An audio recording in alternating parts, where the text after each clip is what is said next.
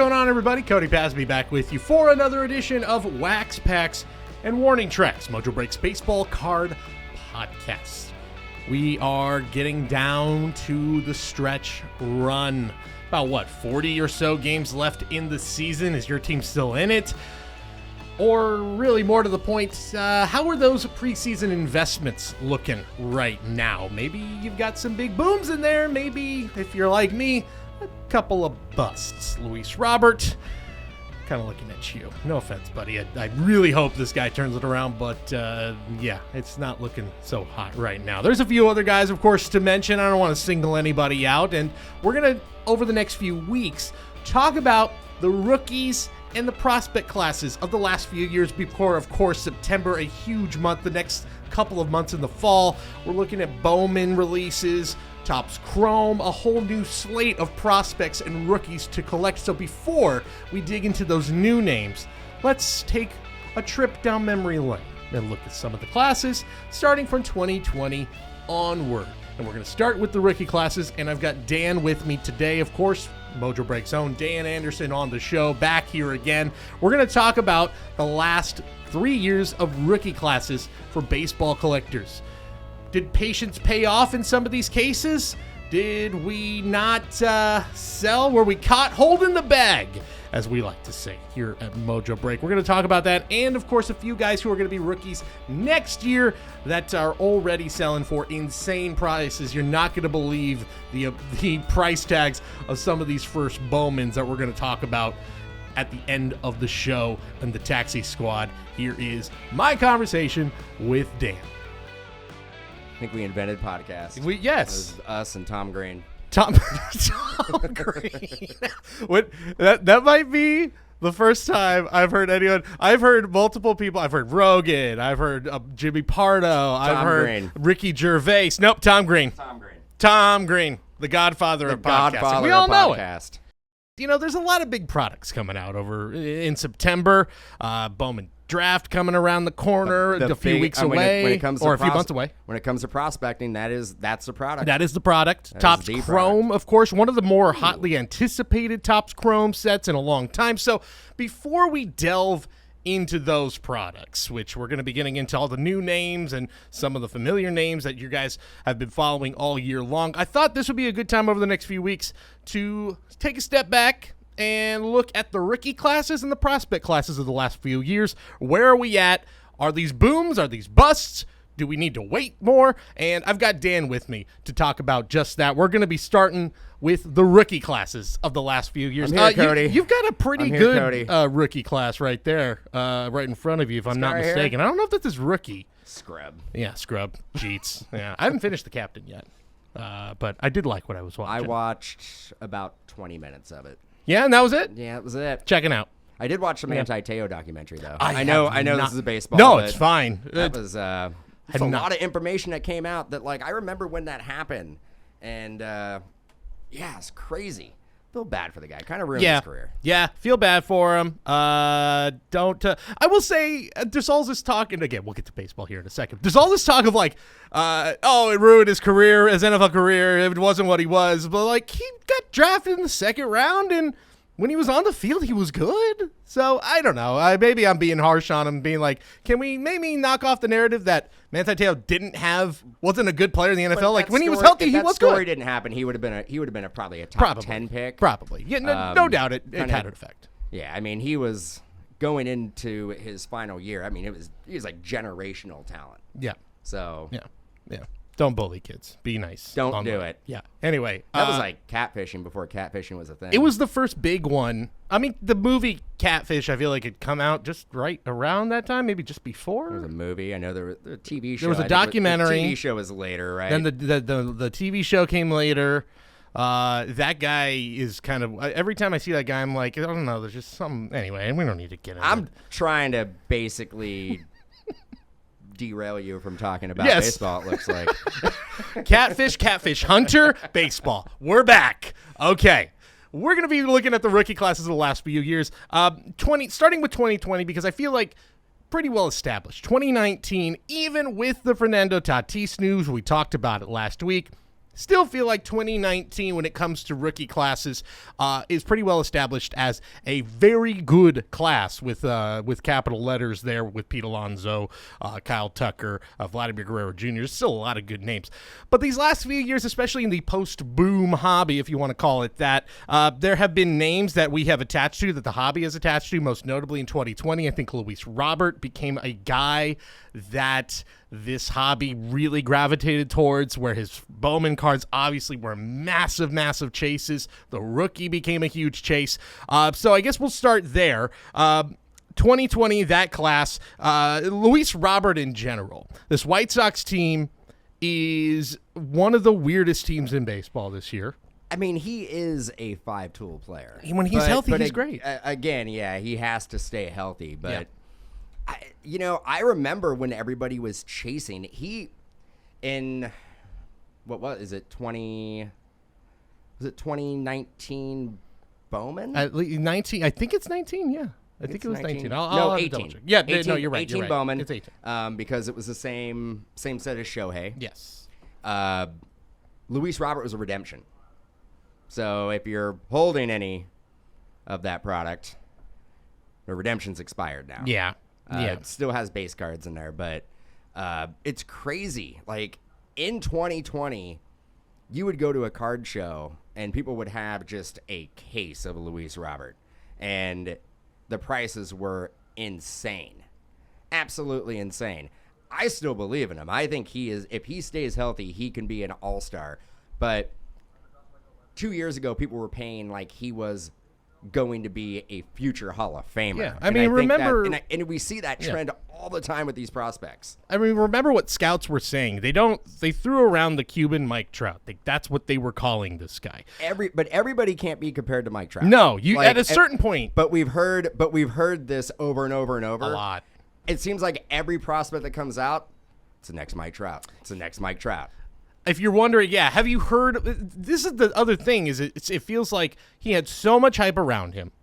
And 2020, he did. I mean, in that abbreviated season, he did have this very Jekyll and Hyde year of like 1 month of just absolutely incredible baseball, and then a month where he looked really exposed at the plate, striking out. I think like he was striking out like 60% of the time at that point, and was chasing more balls out of the zone than anyone else.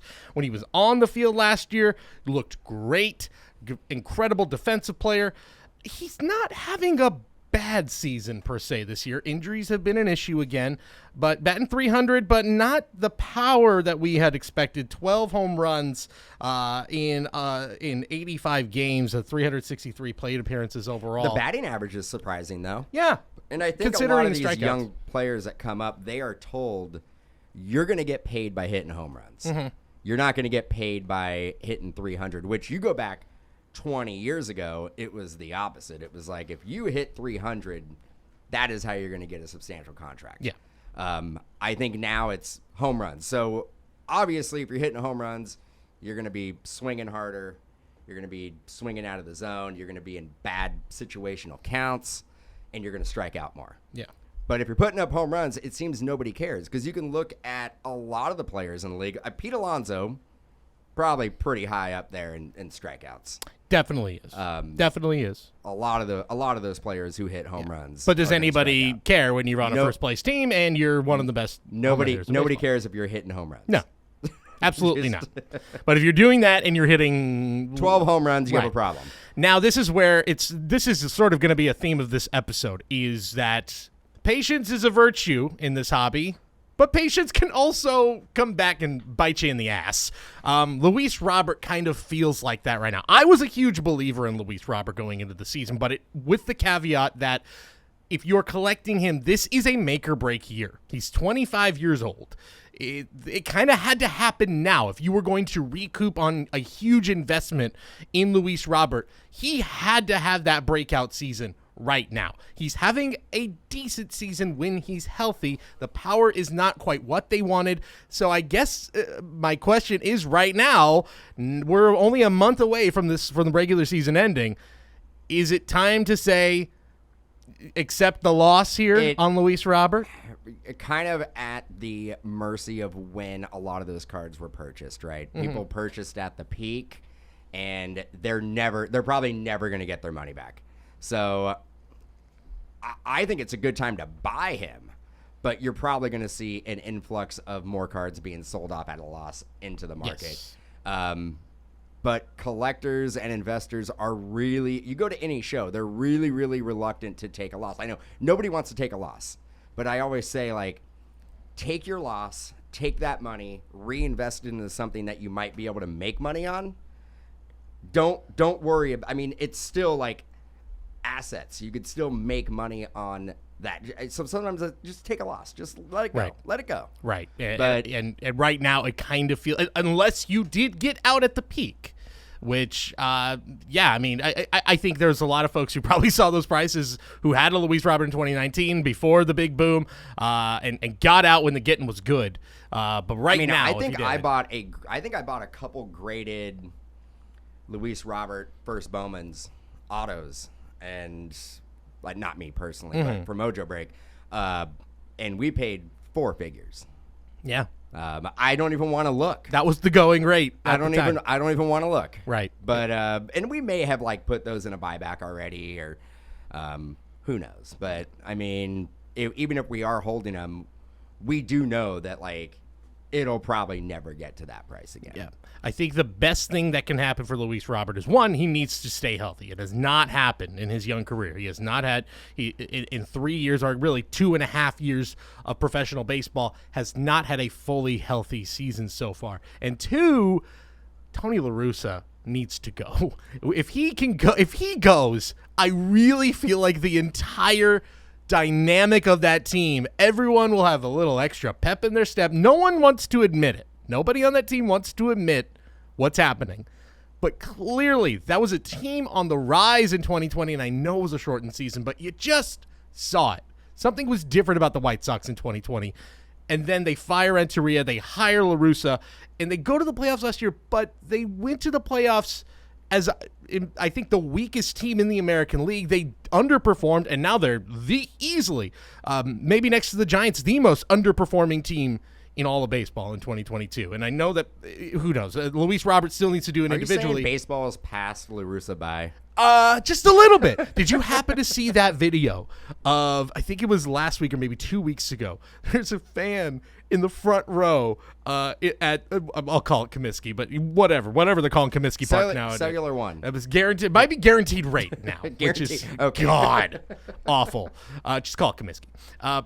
But in the front row, and it's like the 8th inning, and it's a tie game. There's a runner at second. I think it was like either Grandal or Abreu.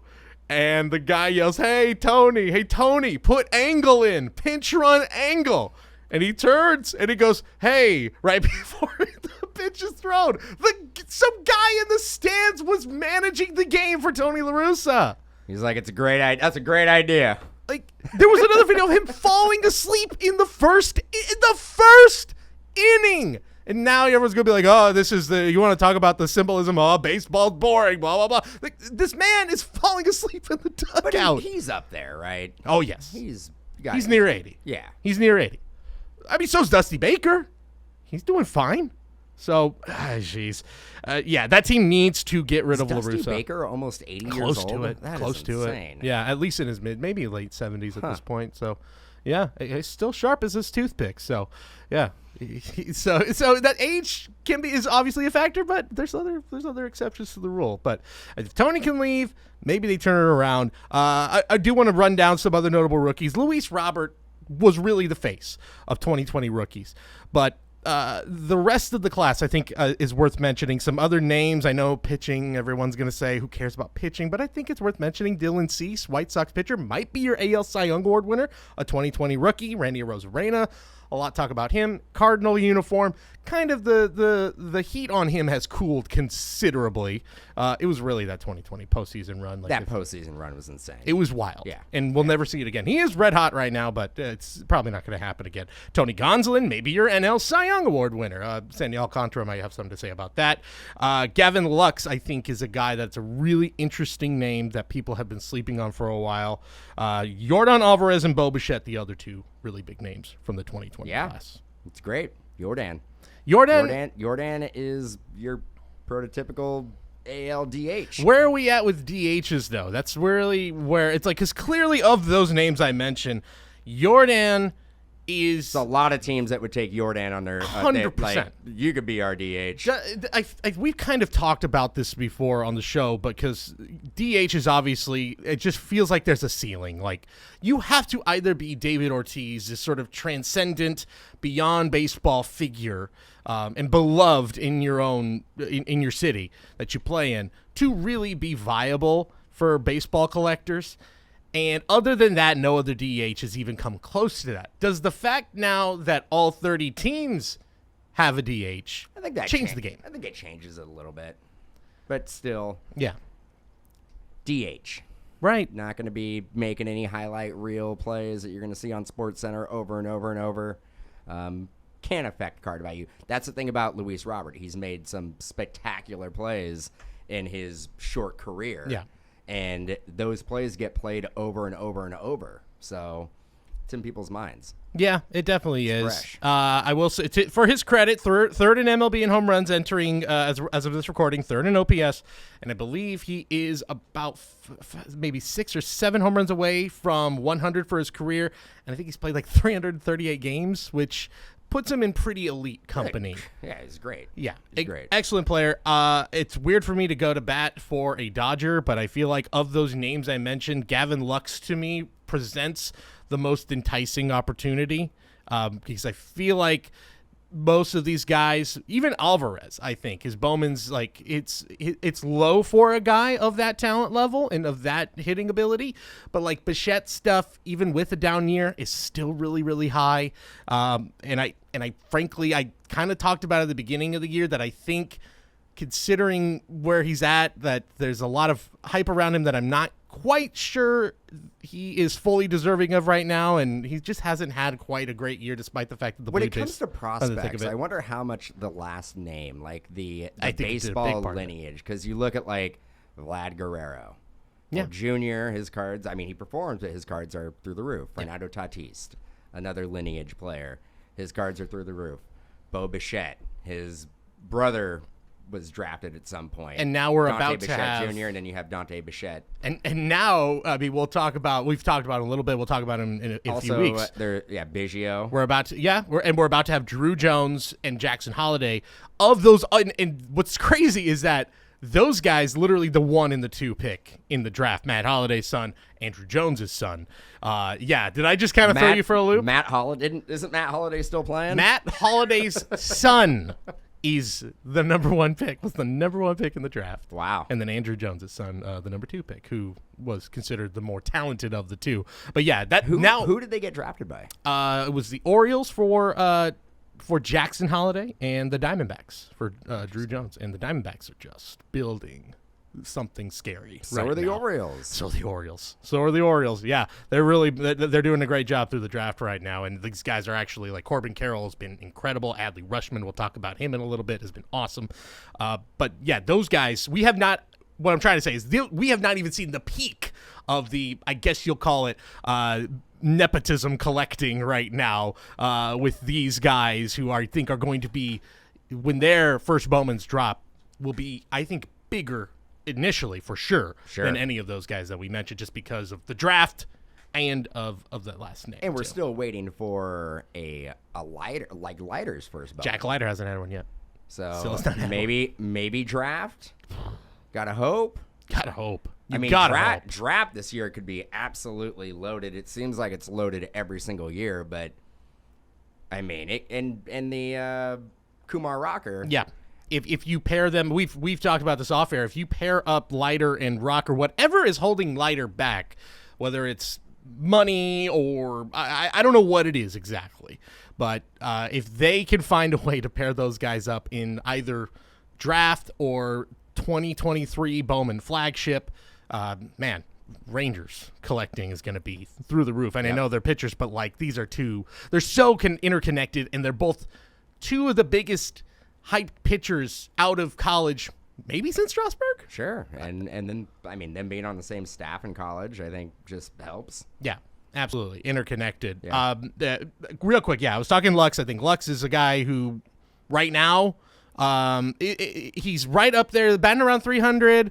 He's still young enough. He's younger, I think, than Luis Robert. Still a Dodger? Still a Dodger. I don't issue- think they have any intention to move him out of The there. issue with Lux, though, is that Dodgers and the amount of star power that they Yeah. have, like, he is one of those guys that I think kind of gets lost in the mix. He needs to have next year needs to be the year. This has been a nice year where people who have collected him, myself included, who are going, okay, this is exactly what I wanted to see this year. If you're collecting him and thinking there's a lot of room to grow, because the other thing is we don't know what they're going to do with Trey Turner.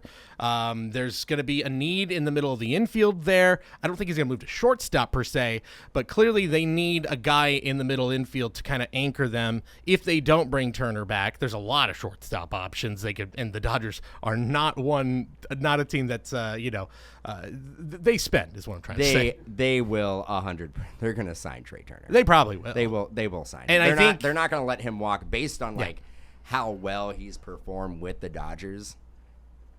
And no doubt they'll sign him. I mean, the Dodgers don't let people walk. They don't. They won't do it. And it's funny you brought up Trey Turner. So we actually pulled a Trey Turner versus Bowman. And you know what team Trey Turner was on originally? The San Diego Padres. Crazy, right? I know. Like all over, yeah. I mean, very you weird. just think about. I mean, that was like 2014 and he had his first Bowman, but you put Trey Turner in that Padres lineup. Stupid. I mean, the NL West, Stupid. it just isn't fair. No. It's really not. It's really not. You have to just buy. Giants, are you listening? You have to buy your way to a championship right now. I'm sorry, those are the rules in the NL West. I mean, if I'm the Giants, I give Trey Turner a blank check. Yeah, why not? Sorry, Crawford. Yeah, Crawford. Sorry. Luciano, move over to third or second. Sorry. Them's the breaks. I think in Lux's favor, the fact too that you talked about the Dodgers like to keep their guys. They have built up a lot of great talent in the farm system, and I think the fact that Bellinger has faltered over the last few years, because that was a looming contract for them.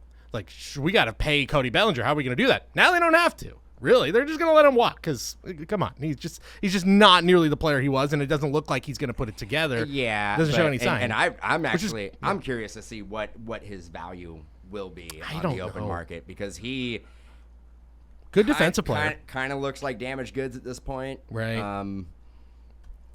Could see him being a Giant. He's a platoon guy at this point. I could see the Giants bringing him in. To me, he's just the platoon guy who's a good defensive replacement too. I mean, that's what he's become. You're talking crazy. It's unfortunate because I mean, without injuries, he could have been one of the best players of his generation. Easily. It's easy. It's crazy how far 2019 feels right now, when he was just on top of the world, and you just thought he's going to own baseball for the next decade. Yep.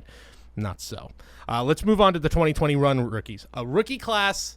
Now, this is the one where I'm going to say, this is where I say patience is a virtue. And I've been saying it all year, said at the beginning of the year, that 2021, on paper, at the end of the year, everyone, cue the Price is Right losing horn, no one felt good about this rookie class. Nobody. If you had their first Bowmans, too, it's just like nothing went right.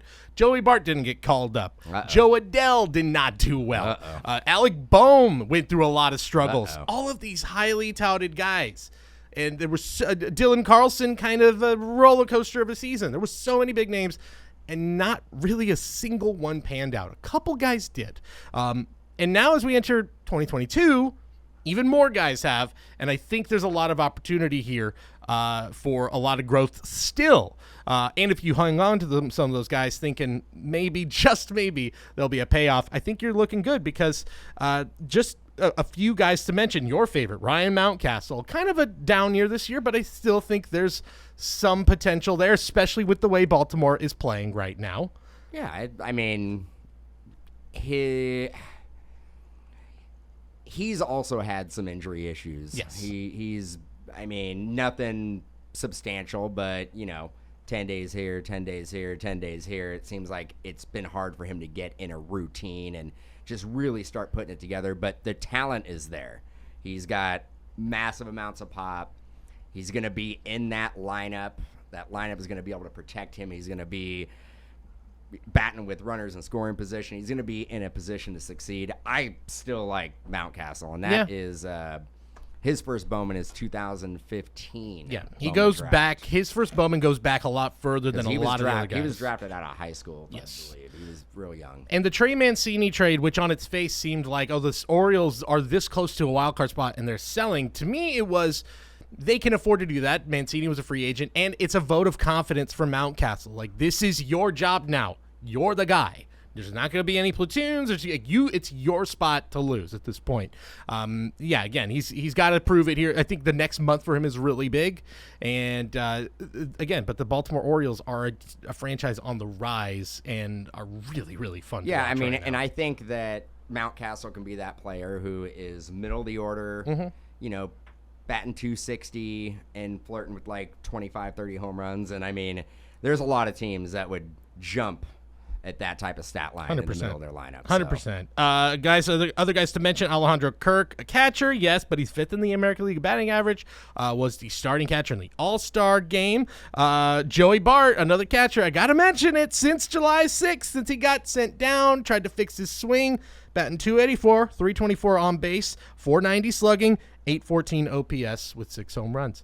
He looks like a major leaguer. The downer on him is that he has pretty substantial shoes to fill. He does. It's going to be... And it's kind of a late bloom, too. The Giants fan base is going to compare him to Buster Posey, which is not fair. Right. But his whole tenure with the Giants, it's going to be like, but Buster Posey won his 3 championships. I know there's going to be a lot of people screaming like, okay, Giants homer right now, comparing this guy. But to me, this is San Francisco's version of the shortstop position in New York with the Yankees. The moment Jeter left, it was just like, who's going to fill it? Every person who tried to fill it, it's like you're just the shadow of Jeter is lurking over you. And the shadow of Posey will be lurking over any Giants catcher who tries to fill that spot. I know it's not a 1-to-1 comparison, but these are two, all-time winners. It's a fair comparison. Yeah, there they are right next to each other. There they are. That's called producing right there, if you're watching this at home. But Joey Bart, I think, is still like, I think he's interesting to look at, but I think you also have to keep in mind he's 25, and that he basically needs to just keep this pace for the next 10 years, I think, to really show a big return on investment if you bought him early on. Well, 10 years. I know. I'll take 5. Well, I mean, Posey had about 8-10 years of at least above average MVP to above average play, and if he can do that, well, again, big ask, very big ask. Like we said, huge shoes to fill. And Joe Adell. What are we going to do about Joe Adell? I don't know. I didn't even... Here's how far he's fallen. Didn't even put him on my notable rookies list at this point. Man. I didn't.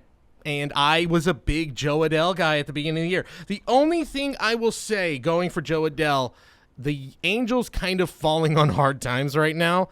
They kind of have to just give him at-bats. They traded Brandon Marsh, who was another highly touted prospect in that system.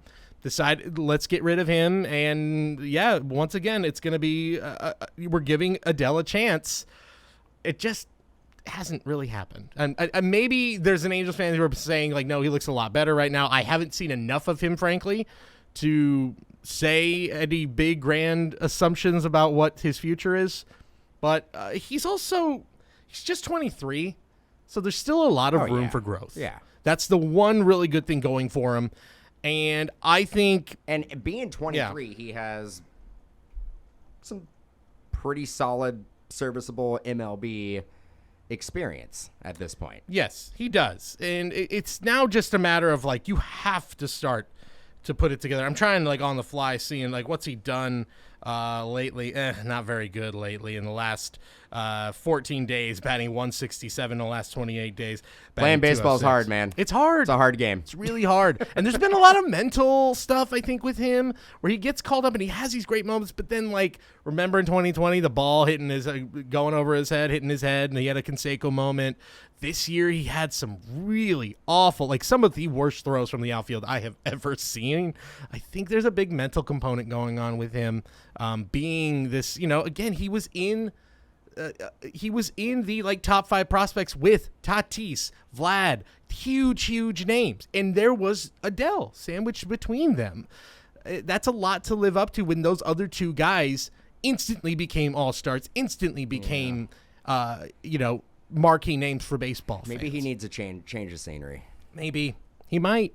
There might be a lot of change going on. I'm expecting there to be with the Angels organization. Yes. I think. I doubt. And we're not going to go back to 2018, but I doubt that they give Ohtani a blank check and say whatever. Yeah. Whatever. Ohtani's going to get paid. Yes. He's going to get paid. So it's really a decision of, are you going to trade him in a Juan Soto And type I don't package? know if he is going to, because you got to remember, Ohtani, like, had a professional career in Japan, so he's not super young. He's probably going to want it. He probably wants to. But he is in that sweet spot. When he hits free agency, he's going to be 29. Yeah. Which is a great age to be a free agent. Great age, but he's probably going to want to win, right? Yes, at some point. 100%. So it's make or break time. And I don't know if you saw the news before actually we started recording. Artie Moreno sounds like it's going to sell the Angels. So that could be a great thing for Ohtani, but it literally means he's either going to get dealt within the next year, or they are going to give, or the next owner is going to be like, do not trade him.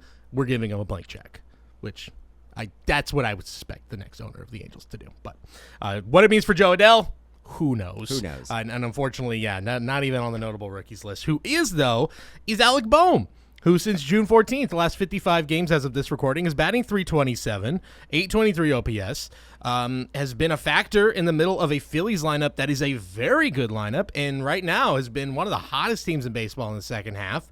Alec Baum, to me, has been a guy that I thought for a while was like showing signs early in the season, was kind of unlucky, looked like he kind of had turned a corner, but just, if you remember also early in the year, he had that moment where he like made 2 errors in the inning and actually got caught on camera saying, I hate this effing place, as they were booing him. Oh, I remember that. And he actually, since that moment, the fans embraced him. They did the exact opposite. They saw Philly fans saw that, and they went, that's our guy. I actually saw a Phillies fan wearing the T-shirt saying, I hate this effing place with the Liberty Bell, and they've been awesome since. So It's so Philadelphia. Alec Baum, if you want to talk about a guy that's the perfect balance of like he's a young player playing a premier position, plus the city is embracing him, might not be a bad. It's crazy that they're putting it together too, because Harper hasn't come back, right? Harper's not back, but he will be soon. He will be back. He will be soon. There is questions that he may be out for the year, but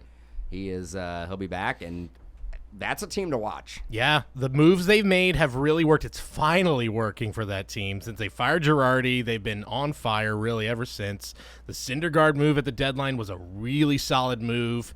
Yeah, Schwarber's been awesome as your like power slugging leadoff guy. Ridiculous. It's really crazy. Yeah. So I think Bohm, a lot of his first Bowman stuff is still really high, but definitely not in the range of some of these other guys we're going to mention coming up in a little bit. But still, I really like Alec Baum's future. Jazz Chisholm, definitely worth mentioning. I think he is of that rookie class, the big guy, the big star. He just plays for the Marlins. That's the biggest knock against him. If he was on the Yankees, I genuinely believe we would be talking about him in the same vein as Tatis, as Guerrero. Maybe that's a crazy statement, but he's just got that mix of like the style. I mean, the there's flash, there's the a handful of personality. teams. I mean, Yankees, Red Sox, Dodgers, for sure. I mean, we do talk about does the market truly matter for card value, and generally it doesn't.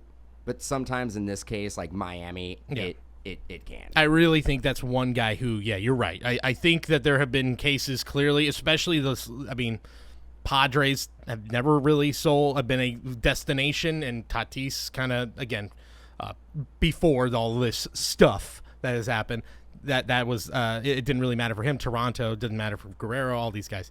But yeah, I think Marlins are still. Wander. The Marlins. Wander. Tampa. Nobody cared. Nobody still cares. Sorry, Rays fans. But it's, Marlins still, that's a tough get.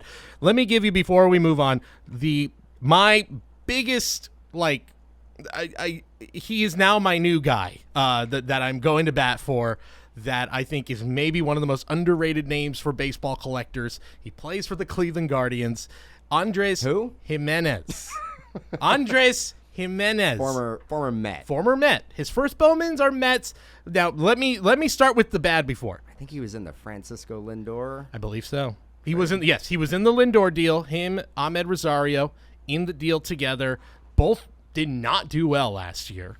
And that looked like an absolute dud of a deal, even with Lindor kind of struggling in New York. Andres Jimenez, have you seen his autograph? I was going to say, but biggest knock against him. Have you seen his autograph has changed. Has it gotten better? Yeah, I mean, originally, like, when he was on, in maybe some Leaf products or something like that. Those first Bowmans are bad He had a pretty decent auto, right? Yeah. Then the first Bowman autos were really, really bad. It looks like a check mark. It's like a check mark. Yeah, real bad. I think somebody talked to him, somebody either from a manufacturer, agent, something. His autograph has changed. It's not quite what it used to be, but it's like a hybrid. It's better than a check mark. Okay. I haven't. I didn't get a chance to look at some of the 2021 rookie autos. But I hope it's better. You can see it definitely has changed. That's good because he's 23 years old. It looks like his first Bowman literally looks like a line. It's a line. Bad. Yeah. It stinks. It really stinks, and I think it kind of affects. I think 100%. I think 100% it affects his market. Yeah. I think that, and there's always the trade, like trading a prospect, and then them really coming into their own for another team, generally does affect their market value. Yes, it does. It may not be like 50%, but it could be like a 10%. People want to collect a prospect, have them come up through the ranks, make their major league debut, and perform in the majors with that same union of the card that they've collected. Totally. I would argue that the one, like, it didn't, if we're talking former Mets prospects, didn't really affect Jared Kelenic. Now, maybe you could say Kelenic never made his debut with the Mets, whereas Jimenez did. Yeah. So that could be a factor here. His rookie cards are with the Mets. They're not with the Guardians. So that also plays a factor. So that's always going to be something. But to me, the numbers are just so overwhelming. He's currently 6th in the AL in OPS. He was a first-time All-Star this year. His numbers in his age 23 season compare really favorably to Jose Ramirez, who that guy to me is an all-world player. Yeah. Ramirez's cards have never been crazy hot, but part of that is just because I don't think he has any Bowmans, if I'm correct, or at least Bowman autos. I don't think there's any Bowman autos. Maybe a first Bowman card, but maybe, if you're looking for his first autos, it's Topps Chrome rookie autos or his first auto. So that plays a factor. Whereas this, he still has first Bowman autos out there. So, and I think compared to the type of player he is, and I think can be, incredibly low right now for a guy that I think is really, really talented and has a huge ceiling. And suddenly a Guardians team that decided, we're going to go really young. And we're not going to sign big free agents. We're going to just invest in the guys we have now. Ramirez, I think they're going to try to give Bieber a big contract, a couple other guys. And it's working. Like I want to say they're at least floating around first place or are in first place as of this recording. And they're going to be really good for a long time. But did not see that coming. Yeah. So Lindor was one of the probably a top 15 player in the league when he got traded. So know that you knew that getting a big haul. You knew the Guardians were going to get something in return. Yeah, him, and you know what? If you're the New York Mets, you're totally fine with the deal. Absolutely, absolute win-win for both sides. Yeah. So I'm rooting for a Guardians Mets World Series. That would be kind of fun, actually. I think we'll just touch real quick on the 2022 rookies. We've talked about them a lot. Compared to these classes, what do you feel like with Julio Rodriguez, Bobby Witt? You mentioned it before with Bobby Witt. Bobby Witt, I'll just say that. His prices right now are extremely low for his talent. Weird. We may actually be talking. Is this a market thing as well? Is it because he plays for Kansas City? Partly, yeah. But he does have the name. His dad played. His dad was a great player. He was. But Bobby Witt does a little bit of everything. One of his the Sparkle Refractor, to 299. Raw is like 650. I think that's a steal right now. I think graded it's like $1,000. I think that's also a steal.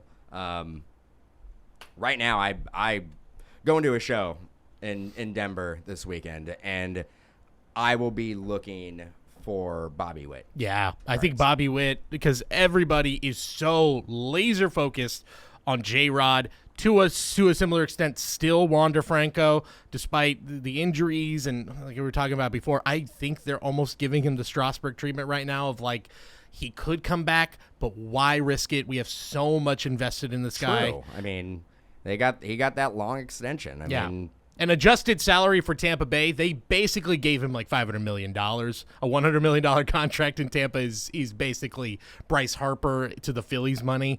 So they are going to be really, really careful with him. So he may not see the baseball field again this year. So I think a lot of collectors have shifted their focus to guys like J-Rod, Rushman, maybe Nolan Gorman, some of these other guys who are making an impact on possible playoff teams.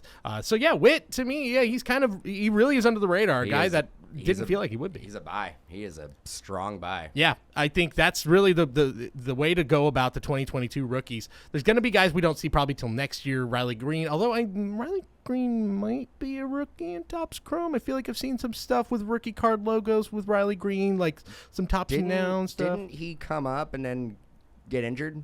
He's still up. Oh, he's still up. He's been pretty much in the lineup ever since. Torkelson's back down and does not look good in the minors right now. No? Yeah. It's over for Torque? It's done. It's over. We moved on. No, he'll be fine. I think he'll still be. Give him some more time. I think they might have rushed him a little bit, frankly. I think they might have rushed him a little. Green, much more ready, and has had some real flashes of greatness. And, yeah, Bobby Witt, 2020 Bowman. Yes, is where you get him. There's such also class. Another guy in that set, Jason Dominguez, who almost got traded.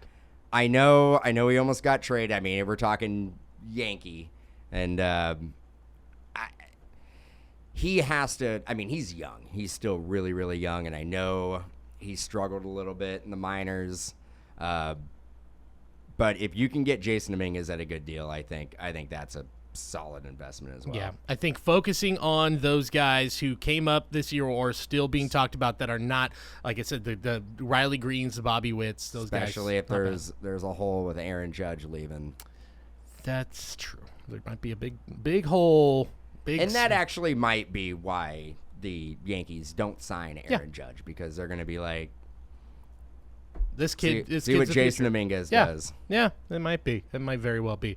All right, let's wrap things up. Let's focus on guys who are probably going to be rookies in next year's products in our Taxi Squad segment. Who are we buying? Who are we selling? Who are we holding on to? Are we sending them? Are we calling them up? Are we sending them down? Or are we holding? We got to talk about maybe the biggest name for next year. He's going to be the face of 2023 Topps baseball. It's Adley Rushman, who is been everything we have hoped for and maybe a little bit more. He has been spectacular. He's now first among all qualified rookies in OPS. He is now the guy. It's not Julio Rodriguez. It's not Michael Harris of the Braves, who's been awesome.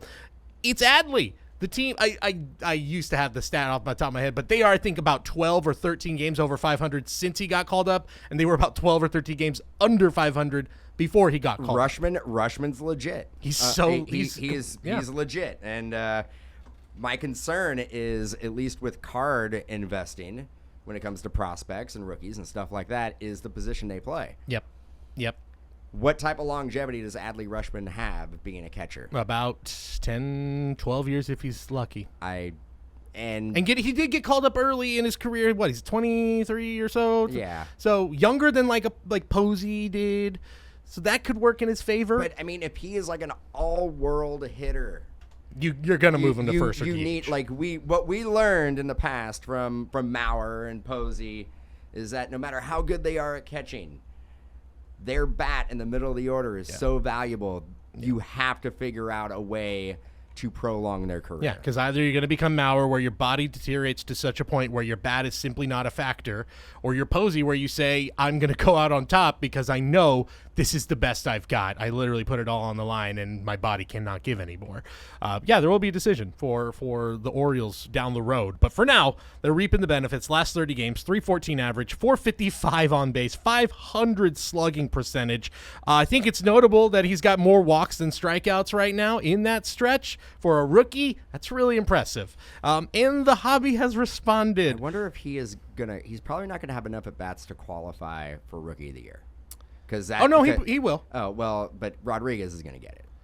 I thought Rodriguez felt like a shoo-in for a while. Rodriguez then got hurt, but now he's back. He's still doing great. But this is going to be, I think, as close as a Rookie of the Year race in the American League we've had in a long time. It actually kind of reminds me of Jason Hayward and Buster Posey back in 2010, where it was just like flip a coin. Both of these guys were awesome. Now, careers played out differently, but both of those guys were awesome that year.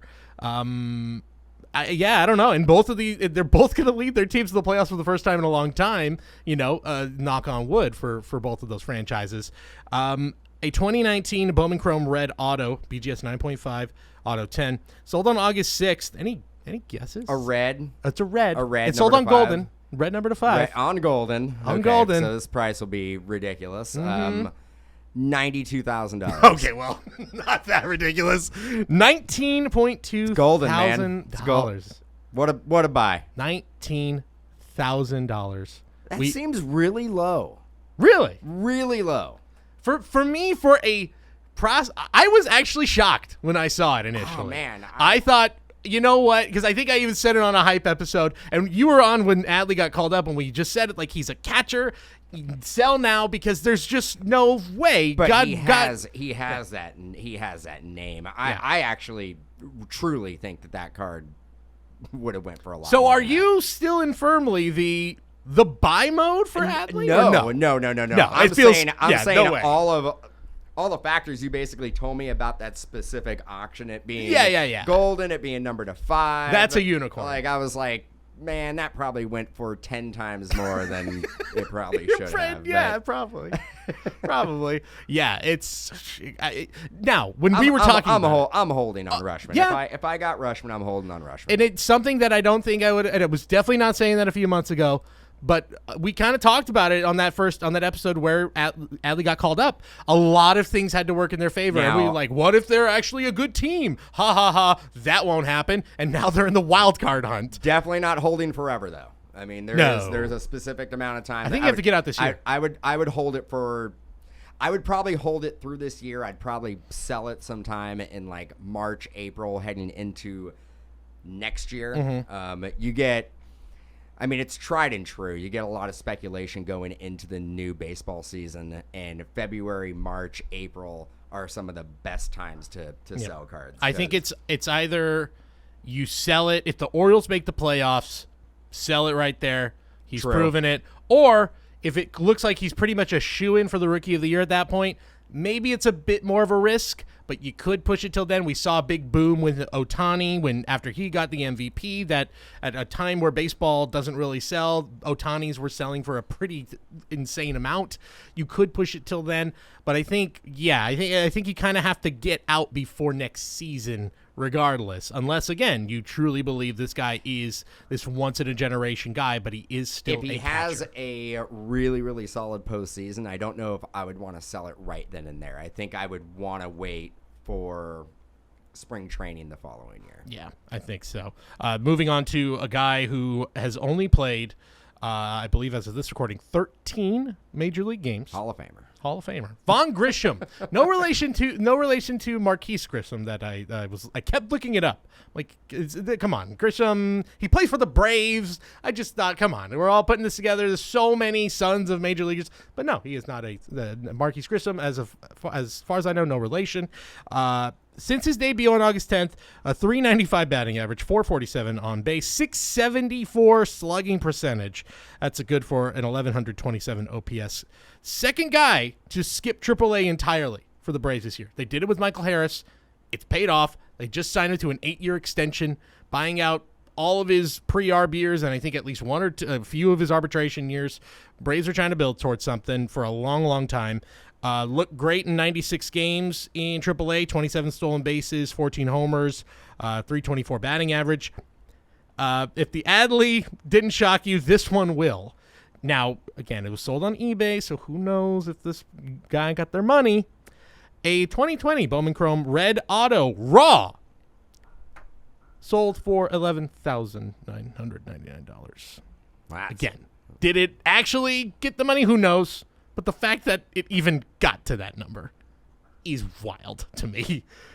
This feels like the biggest sell in history right now. If you have any Vaughn Grisham, and he was a highly touted prospect, but a guy that when he first got drafted was not highly touted, kind of like Michael Harris, just by sheer force and will and his great play, forced himself into the top prospect conversation. Braves are they might be the best team at evaluating offensive talent. Yes. Like in baseball. They have been doing it for nearly 30 years. Yeah, I mean, they get almost everyone right. I mean, look at Austin Riley. Yeah. I mean, I believe his rookie Superfractor just sold for about $14K. And they just signed him to a big extension as well. Like he's locked in. Yeah, I don't know. I'm going to be a Braves fan. I mean, it would be, gosh, again, about 30. And yes, you only got 2 World Series in 30 years to show for it, but true. But you're always winning. You're competitive, and you're always winning. Always winning. There's always Hall of Famers on your roster. Hell, the Freddie Freeman move. They're kind of looking like that is kind of smart. Like if you want to, I mean, yeah, maybe they sort of nickel and dimed and didn't. They could have spent a little extra compared to what they gave to Matt Olson. To get a fan favorite there. But, I mean, man, the core they have for like the next at least 5 years, Acuna, Albies, Riley, Olson, Harris. Now you could factor in Grisham into this conversation. The only guy they have left is Dansby Swanson. They're already talking to him about Yeah, I extension. mean, we talked about the Freddie Freeman negotiations and the debacle that happened with that. But doesn't Freddie Freeman have like ties to LA? Isn't he from LA, or did he went to school in originally LA? Born in Canada, but then moved as like a very, very young child to Orange County. Yeah. So yeah, he's so I mean, the Braves may have looked at it and they're like, well, the Dodgers are gonna bid us up. I mean, they have unlimited amount of resources. That's the thing, is that I think there's a lot made of like, oh, the Dodgers actually offered only like a $2 million more than the Braves offered. But the Braves may have felt like, but it would have been a bidding war. We have the cards stacked against us in this. We're probably not going to end up winning this bid for Freddie Freeman because 1, the Dodgers will just keep on outbidding us. Exactly. 2, there is that he's going back home, and we don't know what his mindset is. So I mean, I know like there was that whole blow up story about like how his agent ended up getting fired. He fired his agent. Yes, who also is Dansby Swanson's agent for what it's worth. So Braves are going to have to deal with that again. So just to be clear, you're not going to buy the guy who's only played 13 games in the majors. You're not going to buy a $12,000 card? No. You're not going to do that? Not quite yet. No. No way. Not going to do that. Vaughn Grisham, think he could have a great career. Let's get a month of major league service underneath your belt before you start throwing around $10,000. Absolutely. Last one I want to mention, Jose Miranda of the Minnesota Twins. Kind of talked about him early in the season when he was just kind of coming up and might have been an interesting name. All this talk of like American League Rookie of the Year, he's right there. He's firmly in that conversation as well. His last 24 games, a 951 OPS, 5 home runs, 351 batting average. This is where I think there really is actual buying opportunity. On August 1st, his 2021 Bowman Chrome Orange Auto PSA 10 sold for $1,600. Minnesota is a kind of weird Orange Auto, number to 25. Number to 25. I feel like this is, I mean, of the two, clearly the lowest number of them, but I think Miranda is at least the third best rookie. He's going to be the third baseman there for a while. He's improving, and we'll be in the middle of the order with guys like Byron Buxton for at least the foreseeable future. Yeah, so $1,600 seems like a good deal. I'm buying that. Yeah. Despite the fact that this kind of on the downturn right now, as they were so just coasting in first place for the entire season. Now it sounds like Carlos Correa is going to opt out at the end of the year. So what the future holds for Minnesota, I don't know. But Miranda, definitely a guy I think to watch. And there's a lot of other young talent. Austin Martin still there. Royce Lewis had that injury that was really devastating. Yep. But there's still a lot of young talent yet to really come up. Kirilov's had injuries, but has had flashes. Yep. There might be something there. Good young team. Good young team. Good. There's potential there. So, well, Dan, thanks so much for joining me on this week's episode. Any closing thoughts? Any defense of Joe Adell on the way out, of these guys? What have we learned today? I guess we'll have our Jerry Springer. What did we learn today? You should buy Bobby Witt. Yeah. What I learned. Yeah, you should buy Bobby Witt. Buy Bobby Witt. Yeah. He's putting up stats and I mean, really good defensive plays at times too. Yeah. It's just that team is so anonymous right now, it's not just that they're bad; it's just they're boring. Other than him. Yeah, because name some besides Salvador Perez. Name a Royal. Name Andrew Benintendi. Is he still there? Got Not traded to the there. Yankees. Not there. You got traded to who? He got traded to the Yankees. Yankees. Yeah. Former Red Sox. Yep. They exchanged him for Joey Gallo, and it hasn't worked. Other than last night, Bobby Witt, Salvador Perez, and you tell us. Zach Greinke is there. He's back. Yeah, Vinny Pasquantino. I was looking him up. Oh, great. One player of the week. Rookie doesn't have a Bowman or a Topps card. Only card you can get of him is a Prism draft pick card. Okay, I was gonna say probably Panini, maybe Yes. Elite. That is Prism. literally okay. it. So Vinny Pasquantino, you want to talk about a deep sleeper? Pasquantino time. It's right now. Yeah, the Royals. Not good. That's our assessment. Once again, big thank you to Dan for joining me on the show today. And hey, if you're not already subscribed to the podcast, make sure to do so. If you're watching us, search Mojobreak Sports Card Show wherever you get podcasts. Subscribe. You'll get new episodes of Wax Packs and Warning Tracks every Tuesday. New episodes of our flagship show, The Hype, every Thursday. Of course, if you're watching us, make sure to subscribe to Mojobreak Media. Subscribe to Mojobreak. Join us at mojobreak.com for group breaks, random team breaks, personal boxes.